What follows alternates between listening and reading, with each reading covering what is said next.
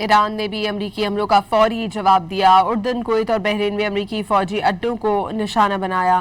पासदारान इनकलाब के मुताबिक हालिया हमलों में बहरीन की शेख ईसा बेस पर अमरीकी अहदाफ को निशाना बनाया गया।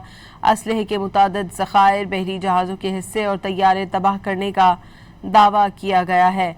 पासदारान इनकलाब के मुताबिक कुवैत की अली सालेम एयरबेस पर MQ-9 ड्रोन लॉन्च करने के प्लेटफॉर्म्स तबाह कर दिए गए। हमले में कई MQ-9 ड्रोन्स तबाह हुए या उन्हें नुकसान पहुंचा। ईरान ने भी अमरीकी हमलों का फौरी जवाब दिया। उर्दन, कुवैत और बहरीन में अमरीकी फौजी अड्डों को निशाना बनाया।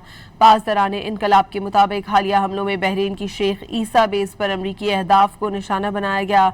असलहे के मुतादिद ज़खायर, बहरी जहाज़ों के हिस्से और तैयारे तबाह करने का दावा किया गया है। पासदारान इनकलाब के मुताबिक कुवैत की अली सालेम एयरबेस पर MQ-9 ड्रोन लॉन्च करने के प्लेटफॉर्म्स तबाह कर दिए गए।